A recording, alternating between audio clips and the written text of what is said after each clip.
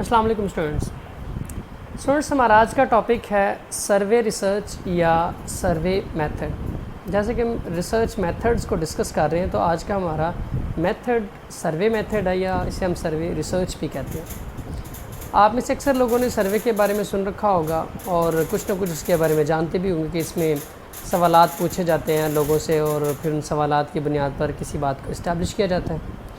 तो अगर इसकी डेफिनेशन की बात की जाए तो वो भी कुछ इसी तरह ही बनती है। Survey is a type of research in which we collect data by asking questions and recording the responses of the respondents और द पीपल। सर्वे रिसर्च एक ऐसी रिसर्च है जिसमें हम लोगों से सवालात पूछकर उनके जवाबात रिकॉर्ड करते हैं और डाटा कलेक्ट करते हैं और उस डाटा की बुनियाद पर किसी बात को प्रूव करते हैं या कोई बात कंक्लूड करते हैं, कोई रिज़ल्ट निकालते हैं उससे। सर्वे रिसर्च आम तौर पर किन हालात में की जाती है? सर्वे बड़ी वाइडली और commonly use type of research है, लेकिन ये यूज़ करना कब ज़रूरी हो जाता है और कब ज़्यादा बेनिफिशियल होता है। एक तो सर्वे आम तौर पर एक बहुत बड़ी पॉपुलेशन के बारे में जब इंफॉर्मेशन कलेक्ट करनी हो तो सर्वे रिसर्च जो उनसे एडमिनिस्टर करना या ये वाला मेथड यूज़ करना ज़्यादा बेनिफिशियल हो जाता है और या कंपल्सरी हो जाता है ऑब्वियसली, क्योंकि कोई और मेथड ऐसा नहीं है जिसके ज़रिए एक लार्ज पॉपुलेशन, फ़र्ज़ करें कोई डाटा पूरी पाकिस्तान से मुतल्लिक़ है, तो वो डाटा कलेक्ट करना हो या पूरे पाकिस्तान की किसी बारे में राय जाननी हो तो किसी भी और रिसर्च मेथड के ज़रिए आसानी से हम रिसर्च कंडक्ट नहीं कर सकते। तो एक अगर पॉपुलेशन का साइज़ बहुत बड़ा हो तो सर्वे रिसर्च करना ज़्यादा बेनिफिशियल होता है और ज़रूरी होता है।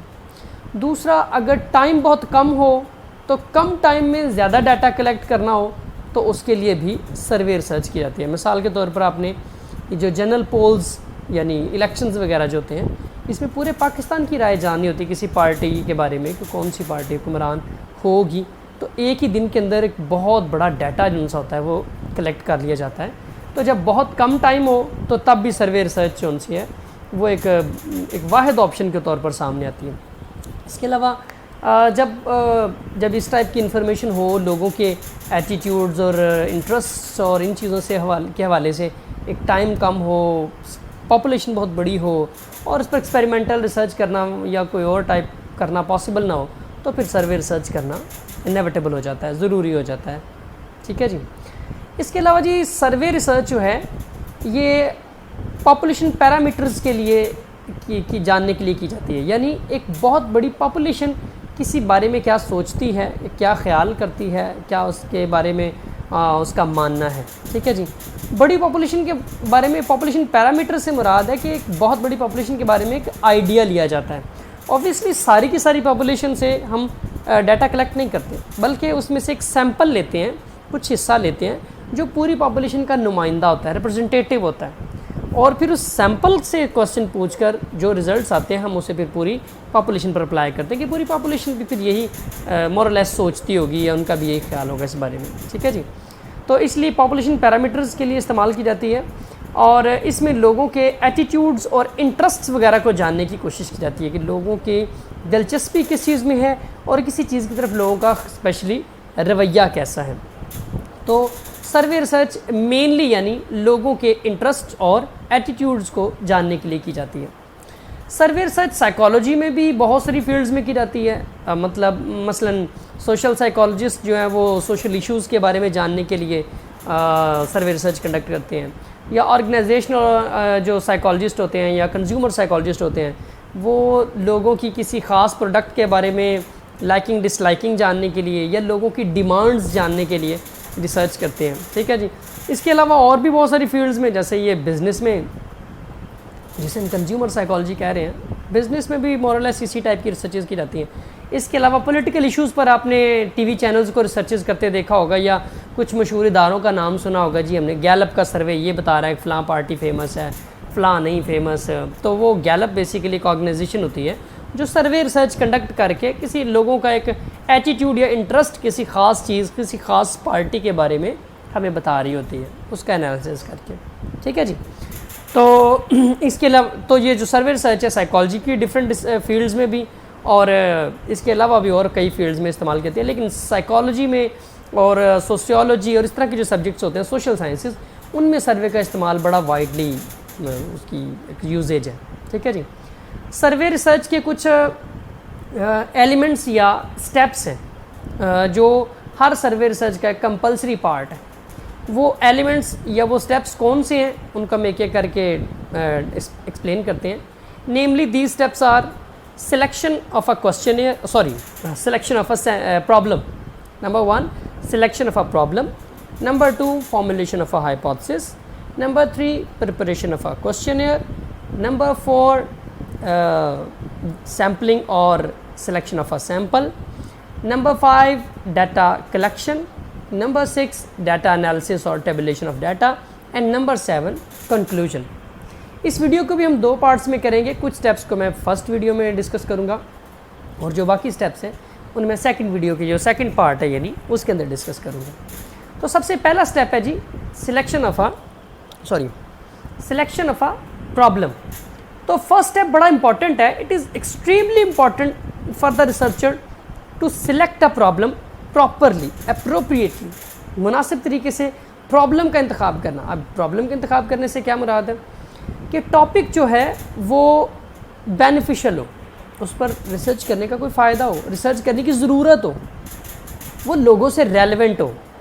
आपने क्योंकि लोगों से डाटा कलेक्ट करने, उनसे सवालात पूछने हैं, तो अगर वो लोगों से मुतलका चीज़ नहीं होगी तो लोग फिर उसमें सीरियस नहीं होंगे तो आपके पास जो डाटा आएगा वो कोई बहुत अच्छी है या जेन्युइन इन्फॉर्मेशन नहीं दे रहा होगा। जेन्युइन इन्फॉर्मेशन नहीं होगी तो रिजल्ट्स भी ऑब्वियसली फिर वो ठीक नहीं होंगे और उसको ना कहीं हम इस्तेमाल कर सकेंगे डिसीजन मेकिंग में या किसी प्लानिंग में, किसी जगह भी उसको इस्तेमाल नहीं कर सकेंगे। इसलिए लोगों से रेलेवेंट होना उसका बड़ा ज़रूरी है। फ्यूचर में उसका कोई बेनिफिट होना बहुत ज़रूरी है, ठीक है जी। इसलिए जो हम जिस पर रिसर्च करना चाह रहे हैं उसको सिलेक्ट करना, टॉपिक को सिलेक्ट करना बड़ा इंपॉर्टेंट है। प्लस टॉपिक को सिलेक्ट करना एक और एतबार से इंपॉर्टेंट होगा, उसे हम थर्ड स्टेप के अंदर डिस्कस करेंगे, ठीक है जी। सिलेक्शन ऑफ अ प्रॉब्लम के बाद जी दूसरा इसका इंपॉर्टेंट स्टेप है फॉर्मुलेशन ऑफ हाइपोथेसिस। मैं थर्ड स्टेप करता बल्कि सेकंड स्टेप में फॉर्मुलेशन ऑफ अ हाइपोथेसिस में सिलेक्शन ऑफ अ प्रॉब्लम की एक इंपॉर्टेंस सामने आ जाएगी, ठीक है जी। फॉर्मुलेशन ऑफ अ हाइपोथेसिस आमतौर पर वो स्टेटमेंट होती है जिसे आप अपनी जो कॉमन सेंस से या अपनी स्टडी की बेस पर या अपनी इंट्यूशन की बेस पर आपको लगता है कि ये बात ठीक है, ठीक है जी। एक आप प्रपोज्ड रिलेशनशिप देते हैं बिटवीन इंडिपेंडेंट डिपेंडेंट वेरिएबल और a tentative relationship between independent dependent variable और अब possible solution to a given problem, एक दिए गए मसले का एक मुमकिन हल, one of the many possible solutions. कई हल हो सकते हैं, उनमें से एक आपको सही लगता है, मुझे लगता है कि ये वाली बात ठीक है, वो आपका हाइपोथेसिस है, ठीक है जी। That can be tested through research. Obviously hypothesis की खुसूसियत होती है कि उसे रिसर्च के जरिए टेस्ट भी कर सकें। ऐसी बात ना होगी जिसको चेक ही नहीं किया जा सकता, उसको हम हाइपोथेसिस नहीं कह सकते साइंटिफिकली, ठीक है जी। तो ये बेसिकली हाइपोथेसिस होता है। लेकिन सर्वे रिसर्च के अंदर हमें हाइपोथेसिस बाकायदा से स्टेट नहीं करना पड़ता, बाकायदा से क्रिएट नहीं करना पड़ता। जो प्रॉब्लम है बेसिकली वही हाइपोथेसिस होता है। प्रॉब्लम की स्टेटमेंट या प्रॉब्लम का जो टॉपिक का जो जिसे हम टॉपिक कह रहे हैं, जो उन्वान है मसले का, जो हेडिंग है बेसिक, वही हाइपोथेसिस होता है। तो इसलिए सिलेक्शन ऑफ अ प्रॉब्लम यहाँ इंपॉर्टेंट है। नंबर 3 है जी प्रिपरेशन ऑफ अ क्वेश्चनियर। क्योंकि सर्वे रिसर्च में हम क्वेश्चनियर्स के ज़रिए डाटा कलेक्ट करते हैं, लोगों से सवाल पूछते हैं और जवाब लेते हैं उनके, ठीक है जी। तो ये बड़ा इंपॉर्टेंट स्टेप है क्वेश्चनियर्स प्रिपेयर करना। क्वेश्चनियर्स बेसिकली दो तरह के होते हैं इसमें, open ended and close ended. जो क्वेश्चन हमारा जो सर्वे रिसर्च है वो क्वांटिटेटिव भी हो सकती है, क्वालिटेटिव भी हो सकती है। क्वांटिटेटिव होती है जिसमें जो आंसर्स हैं उनको हम ख़ास कोई ना उनको न्यूमेरिकल वैल्यू दे लेते हैं और उसका फिर उस न्यूमेरिकल वैल्यू की मदद से रिजल्ट्स ड्रॉ करना आसान हो जाता है, ठीक है। उसमें हमारी को पर्सनल जजमेंट नहीं आती। जो भी आंसर्स के ख़ास नंबर हैं वो उनको हम किस भी तरीके से उनका एग्रीगेट करते हैं और एक रिज़ल्ट ड्रॉ कर लेते हैं। लेकिन क्वालिटेटिव जो रिसर्च होती है उसके अंदर हमारे अंदर डाटा आता है वर्बल फॉर्म में या रिटन फॉर्म में, ठीक है जी। और उस पर हम अपना माइंड अप्लाई करके उसकी क्वालिटी के अकॉर्डिंग यानी कि उस पर अपनी अकल समझ के अकॉर्डिंग उस या एक जो एक्सपर्ट होता है उस पर अपनी जजमेंट देता है कि उसका क्या ख्याल है इससे सारे डाटा से जो कलेक्ट हुआ है, ठीक है जी। तो क्वांटिटेटिव या क्वालिटेटिव पर्पसेस के लिए या ओपन एंडेड या क्लोज्ड एंडेड क्वेश्चनियर्स इस्तेमाल किए जाते हैं। मिसाल के तौर पर ओपन एंडेड क्वेश्चनियर्स कौन से होते हैं? ओपन एंडेड क्वेश्चनियर्स वो होते हैं जिनमें रिस्पोंडेंट अपनी मर्ज़ी से अपने अल्फाज में जवाब दे सकता है। जैसे हमारा अगर एग्ज़ाम के अंदर से लिए जाएँ तो ओपन एंड क्वेश्चन, जो शॉर्ट क्वेश्चन या लॉन्ग क्वेश्चन हैं वो बेसिकली ओपन एंड क्वेश्चन होते हैं, जिसमें रिस्पोंडेंट की अपनी मर्ज़ी है कि वो अपने अल्फाज में जो भी जवाब देना चाहता है वो फ्रीली दे सकता है। ठीक है जी, ये बेसिकली क्वालिटेटिव डाटा होता है और क्वालिटेटिव पर्पसेस के लिए फिर यूज़ होता है। इसमें एक्सपर्ट का अपना ओपिनियन जो सा वो मैटर करता है कि जो डाटा, जो आंसर्स आए हैं उनका क्या मतलब है। कोई पहले से बड़ा फिक्स मेथड नहीं होता इसमें रिजल्ट्स निकालने का। लेकिन दूसरा तरीका क्वांटिटेटिव है। क्वांटिटेटिव यानी क्लोज्ड एंडेड क्वेश्चनियर्स जो हैं उसमें जो रिसर्चर हैं वो सॉरी क्वेश्चंस जो हैं वो एमसीक्यूज टाइप के होते हैं, यानी एक रिस्पॉन्सेज की गिवन लिस्ट पहले दे दी जाती है। रिस्पोंडेंट ने उसी आंसर्स की लिस्ट में से एक आंसर चूज़ करना होता है, अपने अल्फाज में अपनी मर्जी से वो जवाब नहीं दे सकता। Closed end question is a type of question is in which the respondent has to choose an answer given from a list of choices. एक चॉइसेस की जो से लिस्ट दी गई है उसमें से ही उसको एक आंसर चूज़ करना पड़ता है। मिसाल के तौर पर जो पेपर में एमसीक्यूज क्वेश्चंस होते हैं वो क्लोज्ड एंडेड क्वेश्चन की एग्जांपल है। ठीक है जी, उसमें जो रिस्पॉन्सेज होते हैं उन्हें हम ख़ास तरीके से उनकी कोई न्यूमेरिकल वैल्यू बना सकते हैं, तो क्वांटिटेटिव तरीके से उसका एनालिसिस कर सकते हैं। ठीक है जी, तो ये बेसिकली क्वेश्चनर की दो बेसिक टाइप्स हैं, open ended and closed ended questioners. Open ended होते हैं क्वालिटेटिव एनालिसिस के लिए या क्वालिटेटिव सर्वेज होते हैं, और क्लोज्ड एंड क्वेश्चन हैं वो क्वांटिटेटिव एनालिसिस के लिए या क्वांटिटेटिव सर्वेज होते हैं। ठीक है जी, इसके अलावा क्वेश्चंस बनाते वक्त कुछ कंसिड्रेशंस हैं जो हमारे माइंड में होनी चाहिए। पहली बात तो ये, the questions should be simple and easily understandable. उनकी लैंग्वेज सिंपल हो, हर किसी को आसानी से वो सवाल समझ आ जाए, उसमें बड़ी कोई टेक्निकल बातें ना हो। मैं अब साइकोलॉजी का मतलब स्टूडेंट हूँ, तो मैं साइकोलॉजी की मुश्किल टर्म्स सवालों के अंदर डाल दूँ और रिस्पोंडेंट को उन टर्म्स ही समझना हो। ठीक है जी, या कोई बहुत सवाल को उलझा के पेश किया गया हो, बड़े किसी टेक्निकल तरीके से पूछने की कोशिश की गई हो, तो इस तरीके से हमें जो है डाटा बेहतर नहीं मिल पाएगा। ठीक है जी, बहुत से रिस्पॉन्सेज जो हैं वो एम्बिगुअस होंगे, मे बी रिस्पोंडेंट्स को समझ ही नहीं आई पूछा क्या गया। इसलिए the language of the question must be simple, easy and easily understandable. ठीक है जी, the researcher should ask one question in a single statement. एक स्टेटमेंट के अंदर रिसर्चर को सिर्फ एक ही सवाल पूछना चाहिए। ठीक है जी, मिसाल के तौर पर एक सवाल का एक ही पार्ट हो, उसमें दो बातें ना पूछी गई हैं। मिसाल के तौर पर पूछ लिया जाए, अगर हम एक पॉलिटिकल सिनेरियो की बात करते हैं कि क्या आप परवेज़ मुशर्रफ के तर्ज़ हुकूमत से इत्तफ़ाक़ करते हैं, मतलब उसको सही समझते हैं, और क्या उसने पाकिस्तान की तरक्की के लिए इक़दाम किए। अब ये बात हम अगर इकट्ठी एक ही सवाल पूछ लें तो ऐन मुमकिन है कि किसी का जवाब इन दोनों पर हाँ हो, इन दोनों बातों पर, इन दोनों पर ना हो। लेकिन ये भी हो सकता है कि कोई इस तरीके से सोचता हो कि उसका तर्ज़ हुकूमत ठीक नहीं था, लेकिन उसने पाकिस्तान की तरक्की के लिए कुछ किया ज़रूर था। या किसी का ये भी आंसर हो सकता है कि उसका तर्ज़ हुकूमत तो बहुत ठीक था, लेकिन पाकिस्तान की तरक्की के लिए वो खातिर खा कुछ कर नहीं पाया। ठीक है, तो एक सवाल का वो हाँ या ना में कोई जवाब अगर देगा, हम एक सवाल पूछते हैं, एक स्टेटमेंट के अंदर दो बातें पूछ लेते हैं, अगर कोई हाँ कहेगा तो दोनों बातों के लिए वो पॉजिटिव आंसर मान लिया जाएगा, ना कहेगा तो दोनों के लिए वो नेगेटिव आंसर मान लिया जाएगा। इसलिए एक क्वेश्चन के अंदर, एक स्टेटमेंट के अंदर एक ही सवाल या एक ही बात पूछनी चाहिए। ये एक और कंसिडरेशन है जो रिसर्चर को माइंड में रखनी चाहिए। नंबर 3 है, the researcher should not ask leading और लोडेड क्वेश्चंस। सवाल के अंदर पहले से ही लीडिंग क्वेश्चन होता है कि पहले से इशारा ना दे दिया जाए। हम इस अंदाज में बात कर रहे हो कि आपने ये तो नहीं ना करना, मतलब हमारा एक झुकाव नज़र आ रहा हो किसी तरफ पहले से। ठीक है जी, मतलब आपने जिस तरह अगर किसी के मेहमान नवाजी में कोई इस तरह आप चाय तो नहीं पिएंगे, तो अगर आप पहले से इस तरह का कोई बाइस्ड किस्म की स्टेटमेंट देंगे, कोई झुकाव एक तरफ को पहले दिखा देंगे कि आपको ये तो नहीं पसंद होगा, ये कर लेते हैं, तो अगला बंदा इंक्लाइंड होगा आपके साथ किसी न किसी या मजबूरी के तहत या किसी और वजह से वो आपका साथ देने की तरफ। या कुछ लोग इतने असर्टिव भी नहीं होते कि वो अपनी बात कह सकें वो लोगों की हाँ में हाँ मिलाने पर मजबूर होते हैं, उनके अंदर इतना कॉन्फिडेंस ही नहीं होता। इसलिए आपको लीडिंग क्वेश्चंस नहीं पूछने चाहिए, तो ये एक रिसर्चर को यानी लीडिंग क्वेश्चन शामिल नहीं करने चाहिए। तो एक फेयर स्टेटमेंट हो, एक ओपन स्टेटमेंट हो जिस पर वो कोई भी जवाब देना चाहे दे। दूसरा, लोडेड क्वेश्चन नहीं होने चाहिए। लोडेड क्वेश्चन ऐसा क्वेश्चन होता है जिससे पूछ कर फ़ायदा कोई नहीं।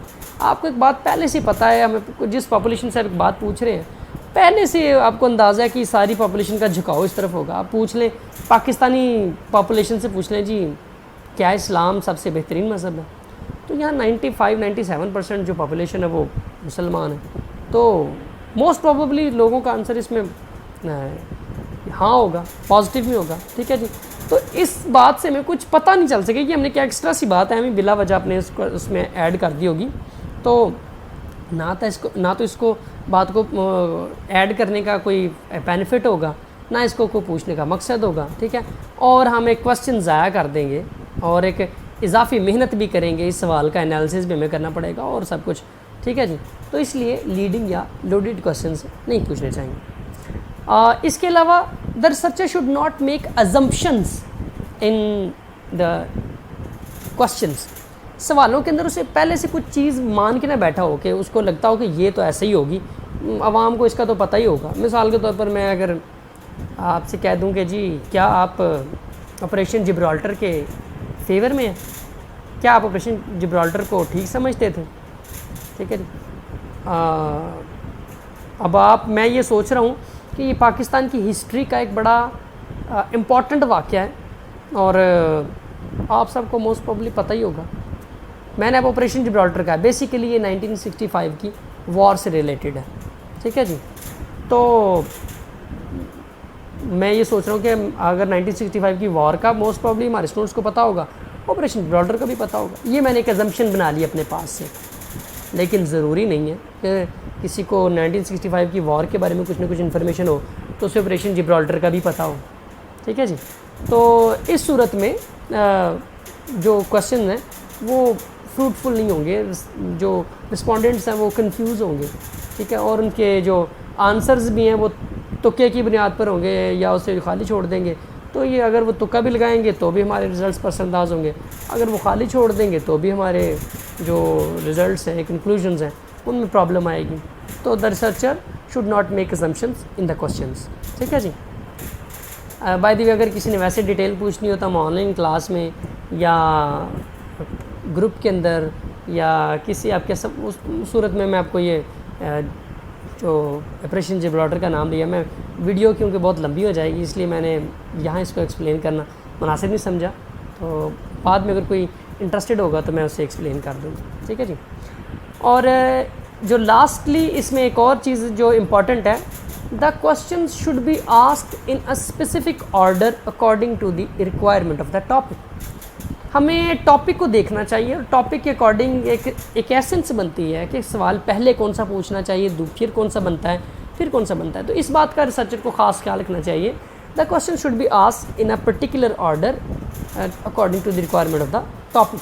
टॉपिक के अकॉर्डिंग जो सवालात हैं वो एक ख़ास तरतीब से पूछे जाने चाहिए। ठीक है जी।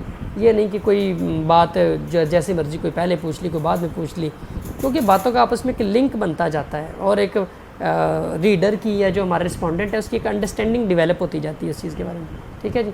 हम कंक्लूजन की बातें पहले पूछ लें, सेंटर की बातें बाद में पूछ लें, इब्तदाइया जो होता है हमारा या स्टार्टर होता है उसकी बातें जो उनसे एंड वाले सवालों में पूछ रहे हो, तो ये भी हमारे रिज़ल्ट्स पर असरअंदाज होगा। ठीक है जी। तो ये था हमारा प्रिपरेशन ऑफ अ क्वेश्चनियर।